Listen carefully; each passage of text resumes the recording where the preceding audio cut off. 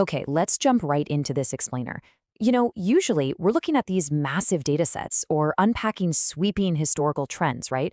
But today we are doing something totally different. We're actually going to put a microscope over just 5 words to see how they can completely rewire the way you process adversity and ambition. The best revenge, massive success. That's it. That right there is our entire source material for today. It reads almost like a haiku of personal development. In an era where we're constantly bombarded by endlessly long self-help books, this just completely cuts through the noise. It gives you a complete action plan without wasting a single breath. Section 1, the human instinct for vengeance. So when you hear the phrase, the best revenge, what actually happens in your brain? I mean, your mind probably races straight to Hollywood movie plots or that classic idea of an eye for an eye, because revenge literally ties your energy directly to the person who hurt you.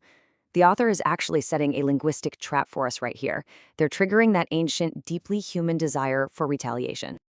It takes merely 3 words, just 3 words, to set up this intensely emotional dilemma. Think about it. In just those 3 words, the text essentially forces you to recall your own grievances. That time you were passed over for a promotion, or when someone just totally doubted your capabilities. Boom, the tension is built immediately. Section 2, the powerful paradigm shift. Now, having triggered your desire to go out and settle the score, the text performs this sort of psychological judo, and it relies entirely on a single punctuation mark, the question mark. Imagine for a second if the text had just been a flat statement. The best revenge is massive success. Honestly, it kind of loses its punch, doesn't it? The question mark acts as a fulcrum. It's stepping in and saying, hold on a second. Before you send that angry text, let's reconsider our strategy.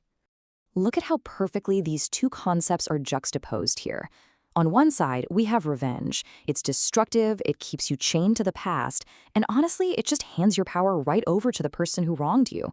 But on the other side, success. It's totally constructive. It pulls you forward into the future, and it focuses entirely on your own growth. You're not suppressing your anger here, you're actually harnessing it as high-octane fuel. And this maps out a complete emotional journey. Step 1 is just acknowledging the desire. You were hurt and you want payback. Step 2 is the realization, which is sparked by that little question mark. That traditional payback is literally a waste of your time. And then step 3 is execution. It's redirecting that aggressive energy into building yourself up so incredibly high that the original grievance just becomes, well, incredibly small. Section 3, defining massive success. Massive success. These 2 words are presented as the absolute antidote to being wronged. And I really want you to notice the modifier here. The text doesn't just say success, it says massive success. Because ordinary success, that might just leave you on the exact same playing field as your detractors. But massive success? That means outgrowing the room you're in. It means ascending to a level where the people who doubted you or wronged you are no longer even in your orbit. The sheer scale of the success makes that initial slight utterly irrelevant. Notice how the source fundamentally redefines success for us here. It's not using the standard dictionary definition, but treating it strictly as the definitive answer to retaliation. In this context, success isn't just about accumulating wealth or status or getting accolades just for the sake of it. No, success here is weaponized achievement. It's a shield built entirely out of your own excellence. When you achieve at a massive scale, you're proving the doubters wrong without ever actually having to speak to them again. You silence your critics by simply outperforming them. It is the absolute most elegant, unassailable way to win a conflict because, well, you're winning a game they aren't even capable of playing. 5 words. It is genuinely astounding to me that just 5 words can completely flip a negative impulse into a solid blueprint for victory. It's literal proof that the most profound explanations out there, they don't require 50 pages. They just require precision. So as we wrap up this explainer, I want you to ask yourself how you can apply this exact paradigm shift the next time you feel wronged.